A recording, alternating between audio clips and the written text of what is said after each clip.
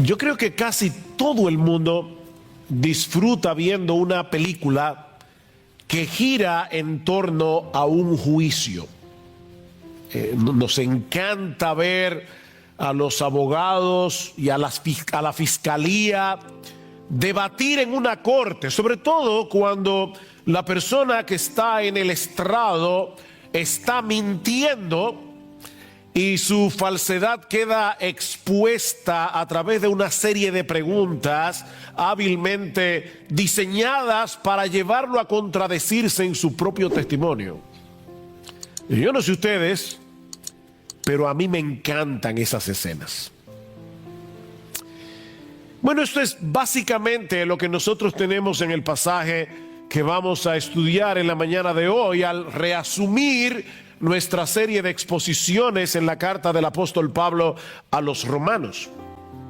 Pablo está actuando aquí como una especie de fiscal general para demostrar a los judíos a través de una serie de preguntas retóricas que ellos también necesitaban la salvación que el Evangelio ofrece. Si ustedes recuerdan, en el capítulo anterior de la carta, Romanos capítulo 1, Pablo había demostrado que los paganos estaban en problemas con la justicia de Dios porque habían desechado las evidencias que Él ha dejado de sí mismo en la creación. Aunque ellos no tengan Biblia en sus manos, el poder, la divinidad de Dios se aprecian con toda claridad a través de lo creado, dice Pablo, de manera que esos paganos que no conocen la Biblia no tienen excusa.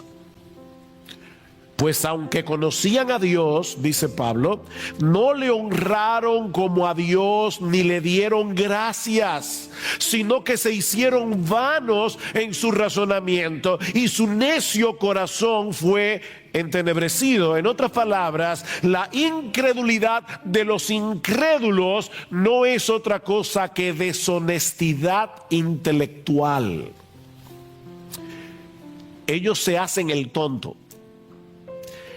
Ellos quieren hacer creer que no saben lo que saben acerca de la existencia de Dios. Pablo dice que ellos resisten intencionalmente lo que Dios revela de sí mismo en la creación, y esa deshonestidad intelectual produce como consecuencia una vida depravada, dice Pablo. Al final del capítulo 1 de Romanos, Pablo da una lista de pecados horribles que vienen como consecuencia de esa deshonestidad intelectual, de haber resistido con injusticia la verdad. Cuando el hombre decide obviar las evidencias y echar a Dios a un lado, no solo se hace vano en su razonamiento, sino también depravado en su conducta. Ahora, ¿qué de los moralistas y religiosos?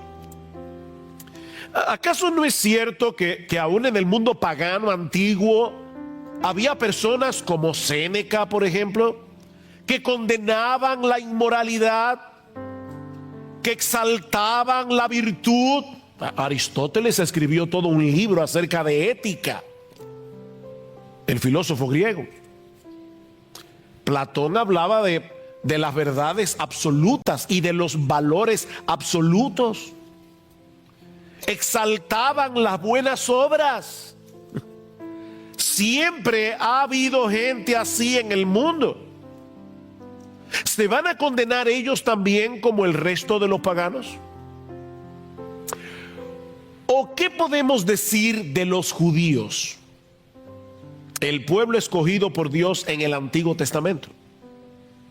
Muchos de ellos manifestaban una conducta realmente opuesta a la cultura del mundo greco-romano, por lo menos lo que ellos profesaban con sus labios. ¿En qué posición se encuentran los judíos frente a la justicia de Dios? De hecho, yo creo que los cristianos, muchos cristianos evangélicos en el día de hoy están confundidos con respecto a ese tema.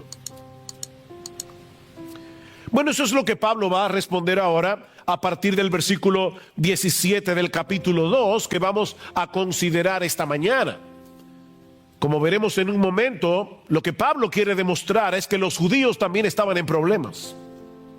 Los paganos están en problemas, los gentiles, las naciones del mundo están en problemas, los judíos están en problemas. De hecho, su condición es aún peor que la de muchos paganos, dice Pablo, porque ellos no se ven a sí mismos como personas en problemas. Se sentían demasiado confiados por ser judíos. Lo mismo que sucede con mucha gente en el día de hoy. Y quizás hay algunos sentados aquí esta mañana. Esto es serio, mis hermanos. Personas que van camino a una condenación a la sombra de un púlpito.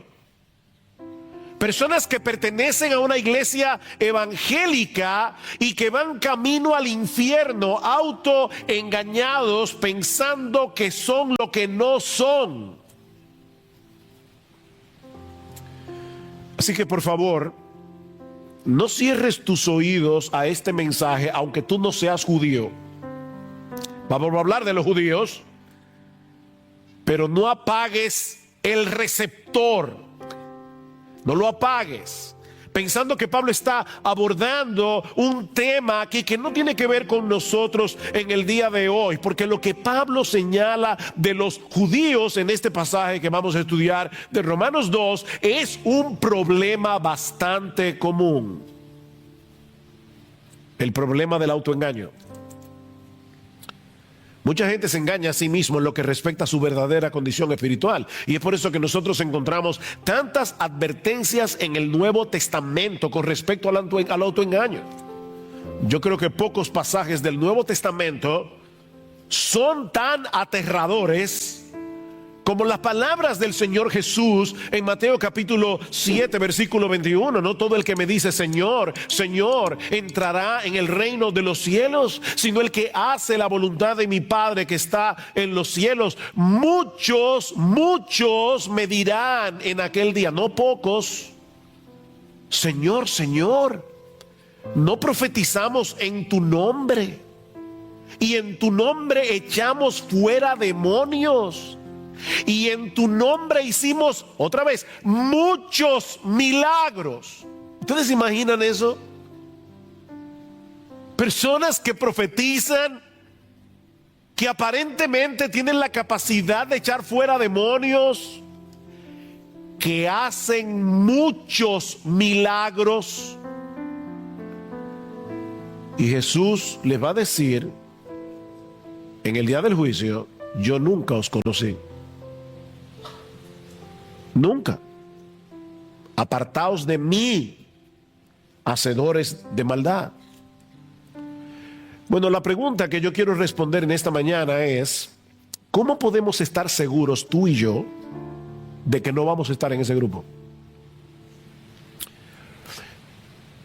Sí, yo estoy predicando a los amigos que están de visita en el día de hoy, pero yo estoy predicándole a los miembros de Iglesia Bíblica del Señor Jesucristo. ¿Cómo podemos estar seguros tú y yo de que no vamos a estar en ese grupo? En ese grupo de personas que mueren con la convicción de que van a recibir un veredicto favorable en el tribunal de Dios para encontrarse con la triste realidad de que estaban engañados. Bueno, Pablo hace dos cosas en este pasaje para ayudarnos a responder esta pregunta tan importante. Primero, exponer la naturaleza del autoengaño y luego demoler el autoengaño. Exponer y demoler. Veamos en primer lugar cómo Pablo expone la naturaleza del autoengaño. Versículo 17. Pero si tú, que llevas el nombre de judío y te apoyas en la ley, que te glorías en Dios y que conoces su voluntad, que apruebas las cosas que son esenciales, siendo instruido por la ley, y te confías en que eres guía de los ciegos, luz de los que están en tinieblas, instructor de los necios, maestros de los faltos de madurez, que tienes en la ley la expresión misma del conocimiento y de la verdad. Wow. qué descripción del judío. Y no olviden que Pablo era judío. Hoy día hay un sentimiento antisemita en el mundo. No, este pasaje no es antisemita, porque Pablo era semita. Pablo era judío. Y él está enumerando aquí varios de los privilegios que poseían los judíos por el hecho de ser judíos. Y saben que cada uno de ellos era real. Hay personas que creen disfrutar de privilegios que en realidad no les pertenecen, como los políticos, por ejemplo, que creen que ellos, por el hecho de estar en el gobierno, están por encima de la ley. Ellos creen que tienen ese privilegio y por eso hacen lo que hacen. Pero ese no es el caso aquí. Los judíos realmente disfrutaban de todos esos privilegios que ellos decían tener. A través de los siglos, los judíos han tenido que vivir con un estigma difícil, muy difícil. Han sido rechazados a través de toda la historia. Pero en los días de Pablo, la situación era muy diferente. Era un orgullo ser judío, para el judío. De ahí el primer privilegio que Pablo señala en este pasaje, al referirse a este hombre imaginario con el que él está hablando, dice: pero tú que llevas el nombre de judío, y lo lleva como un honor, tú que llevas el nombre de judío. Ellos se gloriaban en el hecho de pertenecer a la nación escogida de Dios, de ser descendientes de Abraham, con el que Dios había hecho un pacto, jurándole que Él sería su Dios y que ellos serían su pueblo. Tú llevas ese nombre con orgullo, dice Pablo, y te apoyas en la ley. Te apoyas en la ley, dice en el versículo 17. De todas las naciones de la tierra, solo a ellos Dios les había revelado la ley en el monte Sinaí, por medio de Moisés. Y Pablo va a decir al inicio del capítulo 3 de Romanos que esa era una de las ventajas que tenían los judíos. A ellos se les había confiado la palabra de Dios. A ellos tenían profetas. En tercer lugar, dice Pablo, y te glorías en Dios. Y eso no es malo en sí mismo. Todo lo contrario, el profeta Jeremías dice en uno de los pasajes más conocidos de su libro, Jeremías capítulo 9, versículo 23, que el sabio no debe gloriarse en su sabiduría, ni el valiente debe gloriarse en su valentía, ni el rico debe gloriarse en sus riquezas, mas el que se gloría... Y yo creo que Pablo estaba pensando en ese texto cuando escribió Romanos: el que se gloría, gloríese de esto, de que me entiende y me conoce, pues yo soy el Señor, que hago misericordia, derecho y justicia en la tierra, porque en estas cosas me complazco, declara el Señor. Gloríese en el Señor. De hecho, Pablo va a decir esto más adelante en Romanos capítulo 11, 10, Romanos capítulo 5, versículo 11. Pablo va a decir que los cristianos nos gloriamos en Dios. Así que no hay nada de malo en este gloriarse de los judíos. De hecho, no hay nada más sensato en la vida que gloriarse en Dios, en vez de gloriarse en uno mismo. En cuarto lugar, Pablo dice en el versículo 18: y conoces su voluntad. Conoces su voluntad. Y me llama la atención que el texto dice literalmente: conoces la voluntad, refiriéndose obviamente a la voluntad de Dios. El mundo está sumido en un mar de relativismo, pero tú conoces la voluntad del que creó el mundo. Eso es un gran privilegio que tú y yo tenemos también. Nosotros conocemos la voluntad, no una voluntad, la voluntad. Nosotros conocemos la verdad de Dios revelada en su palabra. En quinto lugar, Pablo dice: y apruebas las cosas que son esenciales, siendo instruidos por la ley, o como se puede traducir también, apruebas las mejores cosas. Precisamente por tener el privilegio de ser instruido por la ley de Dios, el judío podía escoger aquellas cosas que en verdad tenían valor. Él podía ver las cosas tal cual eran en verdad. Y por todas esas razones, y en sexto lugar, Pablo dice que el judío se veía a sí mismo como alguien competente para enseñar la verdad a otros. En medio de este mundo entenebrecido, ellos eran el faro de Dios para la humanidad. Versículo 19, y te confías en que eres guía de los ciegos, luz de los que están en tinieblas, hablando de los gentiles, instructor de los necios, maestros de los faltos de madurez, tal vez para hablar de los prosélitos que se hacían judíos siendo gentiles, que tienes en la ley la expresión misma del conocimiento y de la verdad. Los judíos tenían una gran ventaja sobre las naciones gentiles que no habían recibido la luz de la revelación divina. Ellos tenían muchos privilegios. ¿Cuál era entonces su problema? Que por el mero hecho de tener esos privilegios, ellos pensaban que estaban exentos del juicio y de la ira de Dios. No. Nosotros somos el pueblo escogido. Ellos veían sus privilegios como una especie de refugio que los iba a librar del desastre cuando tuvieran que enfrentarse delante del tribunal de Dios. Recuerden, mis hermanos, porque hace ya unos domingos que detuvimos la serie de Romanos, que esta porción de la carta, en esta porción Romanos 1:18 a Romanos capítulo 3 versículo 20, Pablo está tratando de demostrar que la necesidad del evangelio es universal. Todo el mundo necesita el evangelio, no importa de qué raza, de qué nación. Es como si Pablo hubiese dejado en suspenso lo que él dice en Romanos capítulo 1 versículos 16 y 17. El evangelio, no me avergüenzo del evangelio porque es poder de Dios para salvación al judío primeramente y también al griego, porque en el evangelio la justicia de Dios se revela por fe y para fe, como está escrito, el justo por la fe vivirá. Pablo ha declarado eso en Romanos 1, 16 y 17.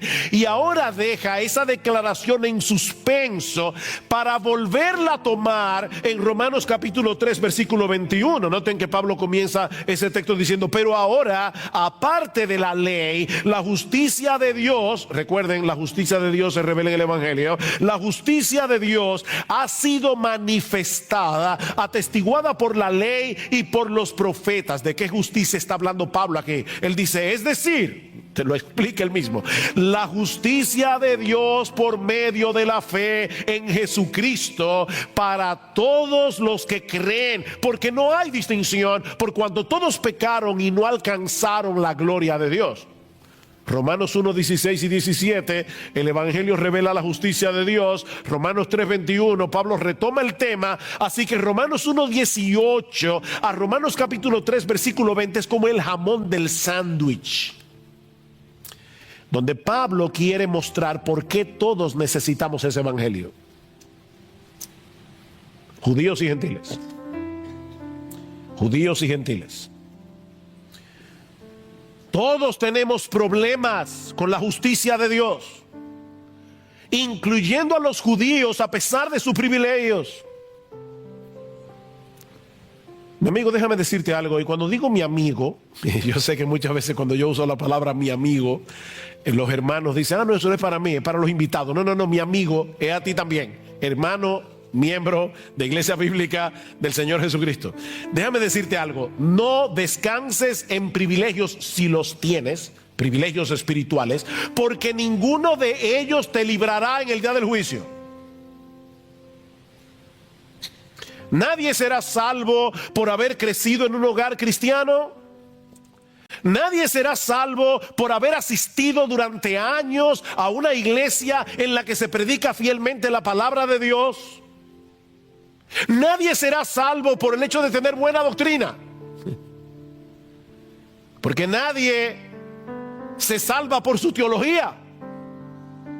Nadie va a llegar al cielo por causa de su confesión de fe. Señor, tú sabes que yo tenía la confesión de fe de Londres de 1689. Yo creí en la sana doctrina.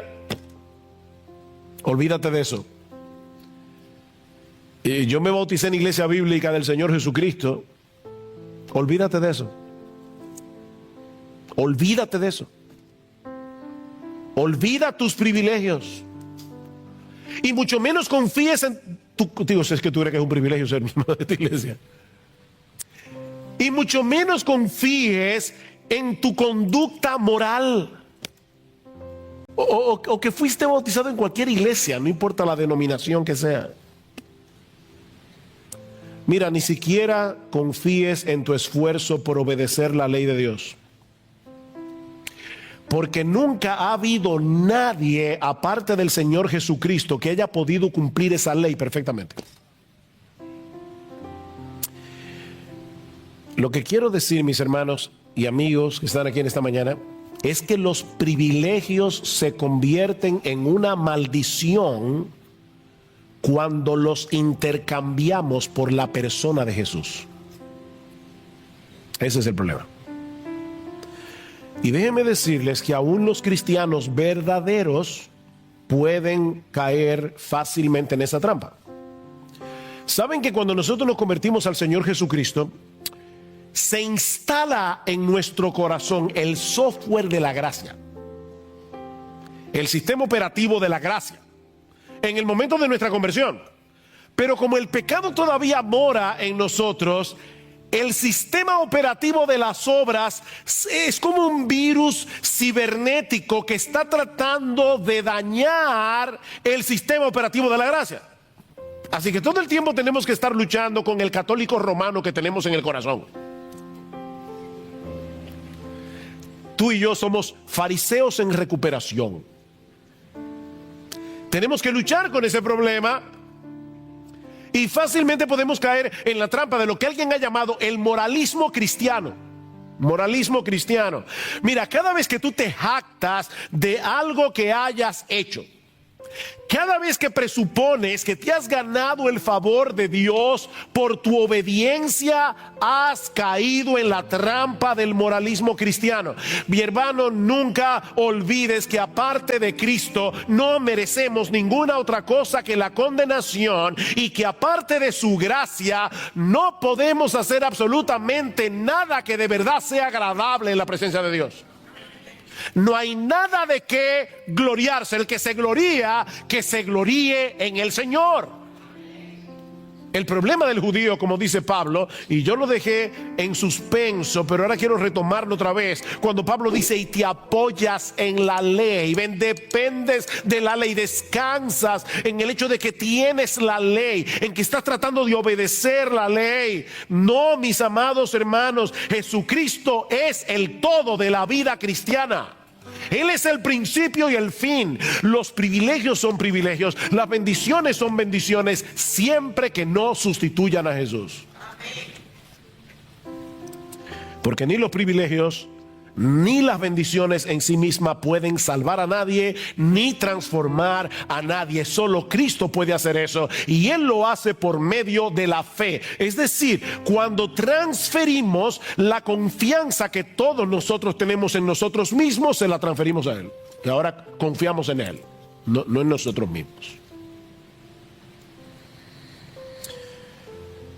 Ya Pablo ha expuesto el autoengaño de los judíos y de todos los que se amparan en sus privilegios para rechazar el evangelio o para tener un poco el evangelio. Pero ahora Pablo va a tratar de demoler, de autodestruir ese autoengaño a través de preguntas retóricas. Ahora tenemos a Pablo el fiscal. El autoengaño demolido. Hace unos domingos atrás consideramos en dos mensajes los primeros 16 versículos del capítulo 2 que anteceden al pasaje que estamos estudiando hoy. Y una de las enseñanzas que nosotros extrajimos de ese pasaje es que, si bien es cierto que la salvación es por la fe y no por obras, recuerden, mis hermanos, que lo que será juzgado en el día del juicio son las obras que evidencian la realidad de la fe. ¿Recuerdan eso? Versículo 5, Pablo dice: mas por causa de tu terquedad, está hablando allí de los moralistas, y de tu corazón no arrepentido, estás acumulando ira para ti en el día de la ira y de la revelación del justo juicio de Dios, el cual pagará a cada uno conforme a sus obras. La salvación es por la fe, el juicio es por las obras. Déjeme aclarar eso por si acaso alguien se olvidó ya de lo que predicamos hace varios domingos. Por ejemplo, definitivamente nadie se va a salvar por obedecer los mandamientos. Eso lo sabemos todos. Pero todo aquel que ha sido salvado por Cristo, dice la misma carta a los romanos en Romanos 6, Romanos 7, Romanos 8, que todo aquel que es salvado por Cristo es capacitado por el Espíritu de Dios que ahora mora en nosotros para obedecer a Dios sinceramente, aunque nunca podamos hacerlo perfectamente. El que me ama, mi palabra guardará. ¿Recuerdan? Si me amáis, guardad mis mandamientos, dice el Señor en Juan capítulo 14. Esa obediencia movida por la gratitud, no por un deseo servil y temor de que si yo no hago esto me va a partir un rayo. No. La obediencia movida por la gratitud, la obediencia movida por el deseo de que Dios sea glorificado en mi vida, es una evidencia de que somos salvos.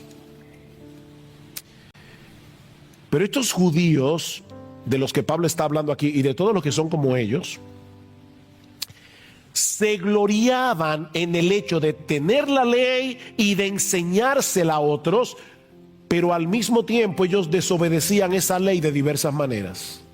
Vean el versículo 21.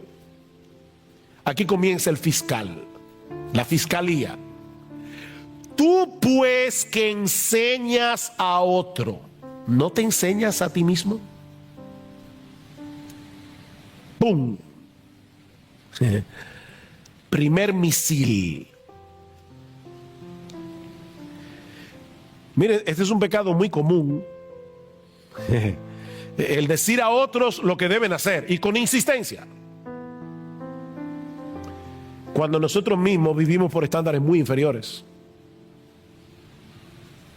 Eso fue lo que el Señor Jesucristo señaló de los escribas y fariseos en su famoso discurso de Mateo 23. ¿Recuerdan lo que les dice el Señor? En la cátedra de Moisés se sientan los escribas y los fariseos. Así que todo lo que os digan que guardéis, guardadlo y hacedlo. Ellos enseñan la sana doctrina. Son ortodoxos en su enseñanza. Mas no hagáis conforme a sus obras, porque dicen y no hacen. Porque atan cargas pesadas y difíciles de llevar y las ponen sobre los hombros de los hombres, pero ellos ni con un dedo quieren moverlas. ¿Ven el problema? En otras palabras, ellos enseñan la doctrina correcta, pero son unos hipócritas. Porque no ponen en práctica las mismas cosas que ellos le dicen a otros que deben hacer. Hoy es el Día de los Padres. Lo siento, padres, pero déjenme decirles algo. Yo creo que los padres somos muy vulnerables a caer en ese pecado cuando instruimos a nuestros hijos. De verdad, piensa en todo lo que tú le demandas a tus hijos. Que obedezcan a la primera voz. ¿No es así? No, que me obedezcas, que me hagas caso. Sobre todo, que me honres porque soy tu papá. Y muy bien, los hijos deben aprender a obedecer, los hijos deben aprender a honrar a sus padres. Ahora yo te pregunto, y es una pregunta que me hago yo mismo también, es un autoexamen para todos. ¿Tenemos nosotros los padres esa misma diligencia para obedecer y honrar a nuestro Padre Celestial? Es muy fácil decirle a los hijos, haz esto, haz aquello. ¿Qué tan serio nosotros tomamos la lectura regular de la Biblia para aplicar en nuestras vidas las cosas que leemos en su palabra? O sea, hay dos preguntas aquí. ¿Qué tan en serio tú tomas la lectura regular de la Biblia? Porque eso es escuchar a tu padre. Tú le dices a tus hijos, tú no le dices a tus hijos, oye, que me oigas. A veces tú le estás hablando a tus hijos y ellos están con un celular. ¿Ha pasado eso? Y tú le dices, no, apaga el celular y escúchame. Yo a veces me imagino a Dios diciendo lo mismo. Que apague el celular ese y que me escuche. Y Él habla a través de su palabra. Entonces nosotros le decimos a nuestros hijos, escúchame. Y Dios te dice, sí, escúchame. que yo soy tu padre, escúchame. Y no me escuches simplemente para decir que hiciste el devocional. Escúchame para hacer lo que leíste. Escúchame. Dice Martin Lloyd-Jones, hablando de este problema, cuando lees tu Biblia día tras día, ¿te aplicas su verdad a ti mismo? ¿Qué pretendes cuando lees la Biblia? ¿Solo tener conocimiento de ella para después mostrar a los demás lo mucho que sabes y para tener argumentos para discutir? ¿O realmente quieres aplicar su verdad a ti mismo? Y ahora dice Martin Lloyd-Jones, mientras leas, háblate a ti mismo y dile a tu alma, esto es para mí. Permite que la escritura te examine. Si no lo haces, puede ser muy peligroso. Me llamó la atención esto último que dice Lloyd-Jones. En un sentido, mientras más conoces de la Biblia, más peligro corres si no te la aplicas a ti mismo. ¿Se dan cuenta que ese problema no era solo de los judíos? Antes de que intentemos aplicar la Biblia a otros, debemos comenzar con nosotros mismos. Pero estos judíos en su hipocresía se contentaban con tener la ley, enseñársela a los demás, aunque ellos mismos la desobedecían. Y Pablo da 3 ejemplos de esto. Versículo 21. Tú que predicas que no se debe robar, ¿robas? Usted, pastor, ahí sí yo me siento libre. Robar. Miren, hay que ser muy sinvergüenza para uno decir claramente que está a favor del robo. Todo el mundo pretende ser una persona honrada. Y yo creo que es una de las cosas que la gente más dice. Yo soy una persona honrada. Pero déjame decirte que hay muchas formas de robar. No declarar todos nuestros ingresos a la hora de pagar los impuestos es un robo. Es un robo al gobierno. Pastor, pero ellos son unos ladrones a veces y es un problema tuyo. La Biblia dice, pagad a todos lo que debéis. Al que honra, honra. Al que impuesto, impuesto. ¿Tú robas cuando tú te coges la hora del almuerzo y la extiendes más allá de lo que debes? Le estás robando a tu empleador porque él te está pagando para que tú hagas un trabajo. Y mucho menos si te pones a ver en Facebook cuando deberías estar trabajando. Tú estás robando. Cuando tú sobrevaloras el precio de una propiedad al momento de venderla, eso es robar. Cuando tú no ofrendas lo que tú deberías ofrendar de acuerdo a tus ingresos, tú le estás robando a Dios. Hay muchas formas de robar. Y eso por solo citar algunos ejemplos. ¿De verdad tú eres tan honrado como creías? Versículo 22. ¿Tú qué dices que no se debe adulterar? ¿Adulteras? Uy, ahí sí metió el cuchillo hondo. Todos nosotros sabemos que la Biblia prohíbe las relaciones extramaritales. Y quizás hay muchos aquí que puedan decir, mira, yo siempre he sido fiel a mi esposa, a mi esposo. Pero una de las cosas que el Señor nos hace ver en el Sermón del Monte es que ese mandamiento también es violentado cuando nosotros miramos a una mujer que no es la nuestra con ojo de lascivia y de codicia. Mateo 5:28. Cualquiera que mira a una mujer que no es la tuya para codiciarla ya adulteró con ella en su corazón. Y en aquellos días no tenían que lidiar con la epidemia pornográfica con la que nosotros tenemos que bregar en el día de hoy. Casi cualquier persona tiene al alcance de su mano muchas maneras de cometer adulterio cibernético. Viendo en el internet, en el celular, lo que no debe ver, sin que nadie excepto Dios se dé cuenta. Y otra vez yo te pregunto, ¿tú sigues pensando de ti mismo que eres una persona tan intachable moralmente hablando? ¿Y que no necesitas del evangelio? O sea, tú nunca has codiciado tener lo que otro tiene. Ni nunca se te han ido los ojos detrás de una mujer que no es la tuya? Nunca. El tercer ejemplo que usa Pablo en el versículo 22 es un poco complicado, es más difícil de entender. Dice, ¿tú que abominas de los ídolos saqueas templos? Los judíos en el Antiguo Testamento tenían muchos problemas con la idolatría hasta que Dios los envió cautivos a Babilonia. A partir de ese momento, cuando los judíos salieron de Babilonia, salieron hastiados de los ídolos y nunca más tuvieron problemas con la idolatría en un sentido literal. Ellos abominaban a los ídolos, ellos se burlaban de los gentiles que adoraban estatuas, que adoraban pedazos de madera como si fueran dioses. Fíjense que Jesús nunca acusó a los fariseos ni a los judíos de su tiempo de ser idólatras. Pero al mismo tiempo hay documentos de la época que revelan que los judíos no eran tan estrictos a la hora de utilizar los metales preciosos provenientes de templos paganos que habían sido saqueados. Y ellos decían, bueno, un ídolo no es nada en el mundo. Qué bueno que se libraron de adorar esas estatuas, ahora me la están vendiendo a mí.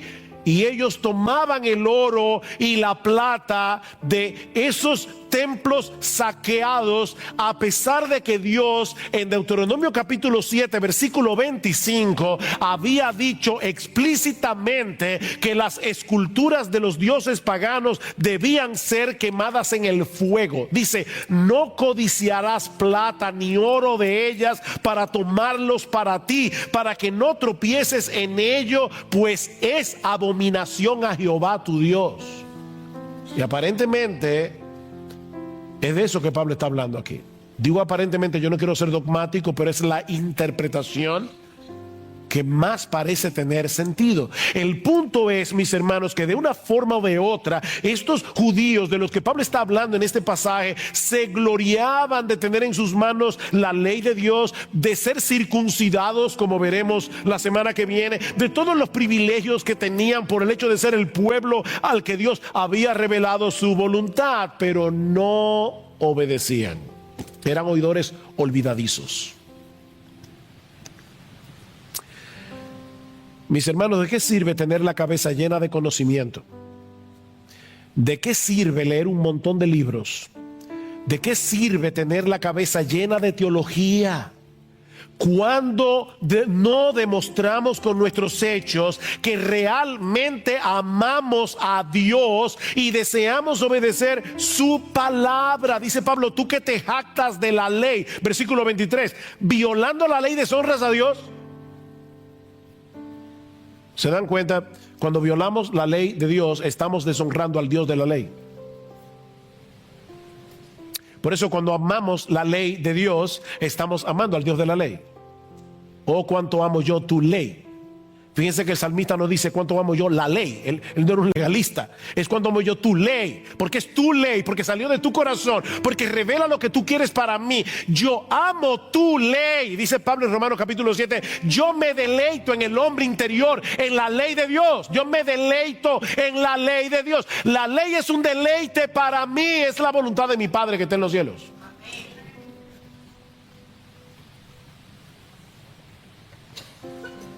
¿Y saben lo que ocurre cuando los que dicen ser el pueblo de Dios viven así?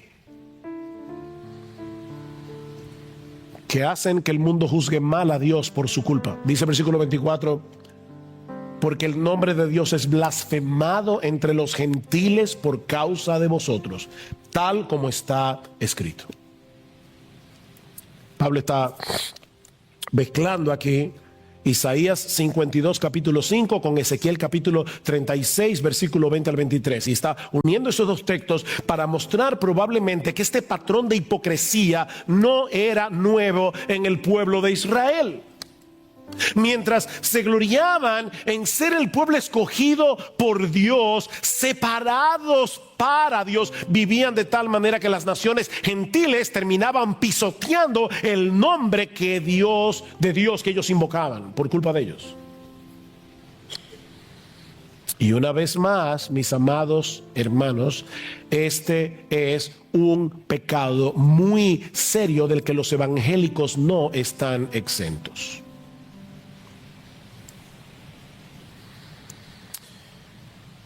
Otra vez dice Martin Lloyd Jones: no podemos culpar al mundo incrédulo cuando juzga a Cristo y al cristianismo por lo que ven en los miembros de las iglesias. Después de todo, así como piensan los incrédulos, después de todo, ¿de qué sirve un Cristo que no transforma a nadie? Porque él dice ser cristiano, yo no veo su cristianismo en su conducta, en sus decisiones, en sus valores, cómo se visten. Déjame hacerte una pregunta. ¿Qué piensan acerca de Cristo las personas que te conocen íntimamente? Las personas que están a tu alrededor. Porque nosotros decimos que Él es un gran salvador, que nos ha salvado de nuestros pecados, nos ha rescatado. Ahora, ¿es eso evidente para ellos cuando te ven a ti o cuando me ven a mí?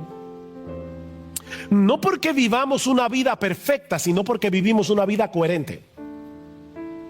No es de perfección que estamos hablando aquí, es de coherencia. Es de coherencia. Aquel que ha sido salvado del pecado al precio de la muerte de su Salvador debería demostrarlo delante de todos, tomando en serio el pecado, aun cuando peca. Porque los creyentes pecan. Y yo no sé si tú lo sabías. Pero el creyente toma el pecado en serio. Hasta cuando peca, el creyente debe ser reconocido porque es un hombre, es una mujer que vive una vida de arrepentimiento todo el tiempo. Y que sabe pedir perdón cuando se da cuenta de que su conducta pecaminosa ha afectado a alguien. Es una persona que se arrepiente delante de Dios y delante de los hombres. Toma el pecado en serio.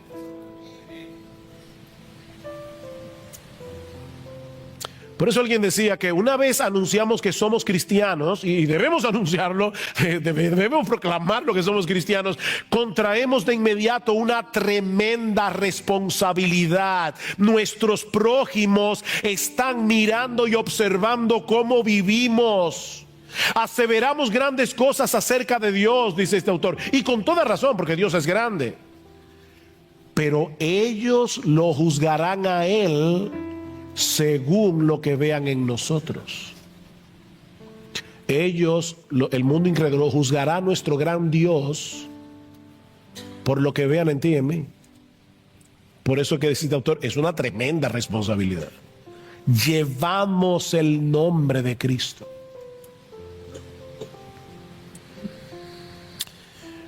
Ahora, yo me preguntaba cuando leí este pasaje esta semana y preparándome para predicar, decía, ¿y a dónde es que quiere llevarnos Pablo con este proceso de argumentación? Bueno, yo creo que una de las cosas a la que Pablo quiere llevarnos es a mostrarnos que los privilegios en sí mismos no nos servirán de nada cuando tengamos que presentarnos en el tribunal de Dios. De hecho, estrictamente hablando, esos privilegios que disfrutaban los judíos y que nosotros disfrutamos aún más, los colocaban en una condición más peligrosa que la de los gentiles, porque su conocimiento de la voluntad de Dios era muy superior. ¿Recuerdan las palabras de Jesús en Lucas capítulo 12, versículo 48? Él dice, a todo aquel a quien se haya dado mucho, mucho se le demandará. Y al que mucho se le haya confiado, más se le pedirá.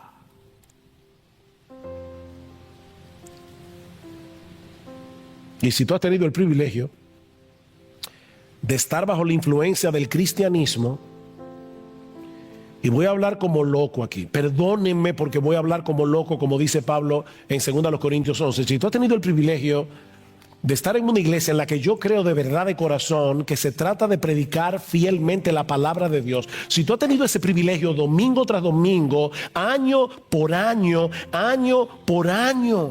tu responsabilidad es aún mayor que de la de los judíos, de los que Pablo está hablando en este pasaje. No pienses ni por un momento que por haber nacido en un hogar cristiano, por tener una esposa cristiana, por haber asistido durante mucho tiempo a una iglesia donde se predica la palabra, o porque tienes un entendimiento bastante bueno de la sana doctrina, que tú tienes buena teología, no pienses ni por un momento que por eso tú vas a salir bien parado en el día del juicio.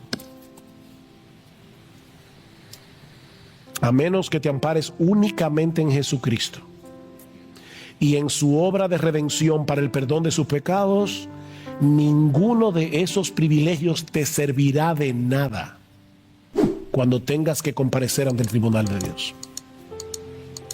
Ahora, yo creo que Pablo está tratando de hacer otra cosa aquí. Pablo está tratando de librarnos, porque recuerden que esta es una carta que se escribió a cristianos de Roma en el primer siglo.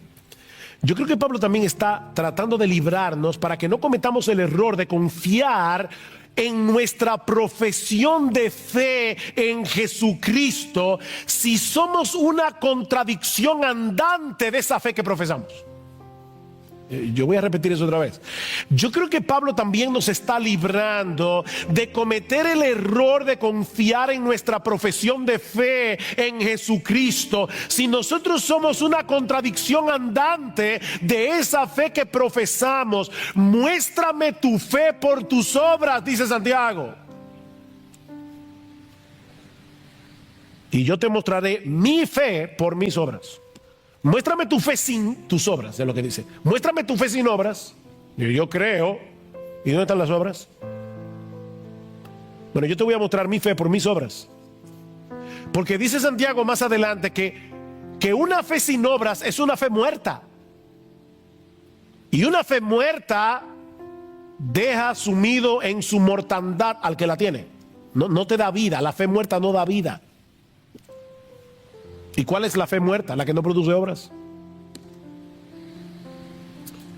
Mira, la Biblia enseña claramente que somos justificados delante de Dios por medio de la fe sola. Y esa palabra es importante. Fue esa palabra lo que hizo la diferencia en el siglo XVII, en la Reforma XVI, en la Reforma Protestante. Somos justificados por medio de la fe sola. La Iglesia Católica Romana cree que somos justificados por la fe, pero no por la fe sola, sino por la fe más las obras, más los sacramentos. No, nosotros creemos que somos justificados por la fe sola fe. Pero esa fe por la que somos justificados nunca se encuentra sola. Siempre viene acompañada de los frutos que demuestran la genuinidad de esa fe. Y ahora yo te hago esta pregunta. A la luz de lo que hemos aprendido hoy de este pasaje, tú puedes estar completamente seguro de que el día de que la muerte toque tu puerta, tú partirás de inmediato a la presencia de Dios. Y si tu respuesta es que sí, ¿en qué basas tu confianza? Porque si no es únicamente en Cristo y en su obra de redención, es mi deber advertirte en esta mañana que estás descansando en una confianza falsa. Solo Cristo salva.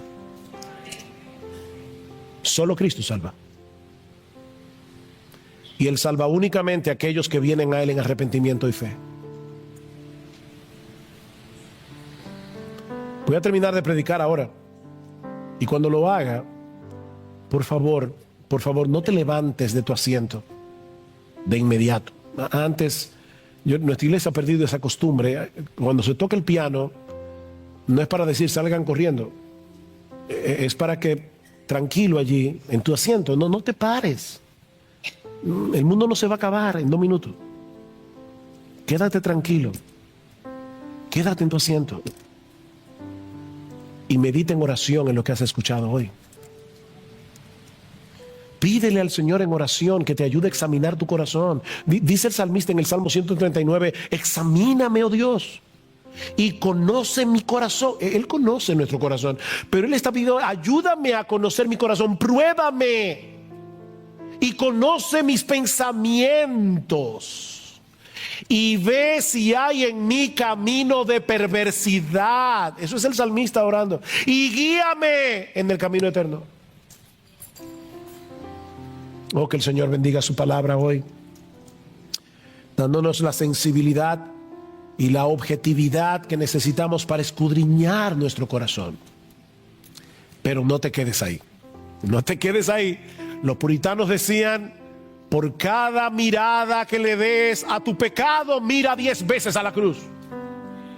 Una mirada al pecado, 10 veces mira a Jesús. Oh, mira a Cristo. Mira a Cristo, transfiérele a Él la confianza que tienes en ti mismo o en tu religión o en lo que sea que no sea en Él.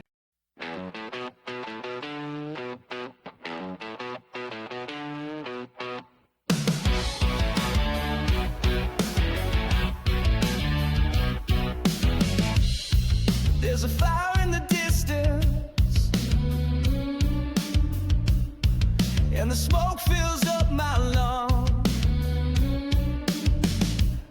I hear footsteps in the silence, like a war that's yet to come. These fears keep ringing, ringing, ringing, ringing. These fears keep ringing.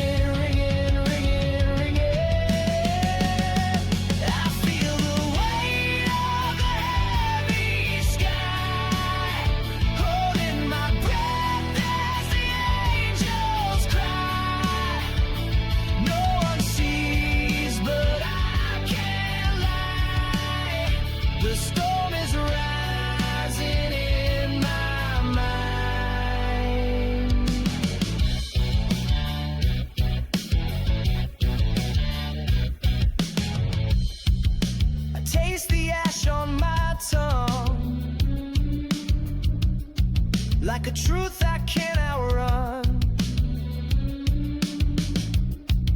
My shadow walks without me,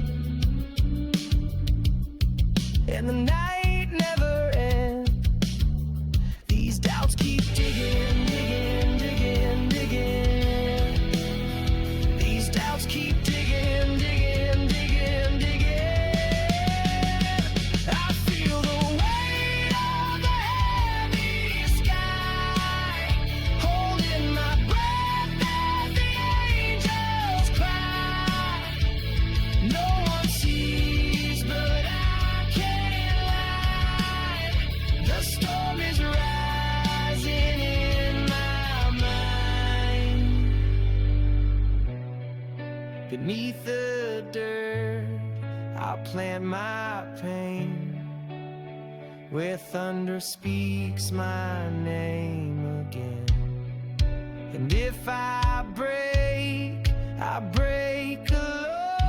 alone, but even stone remembers rain.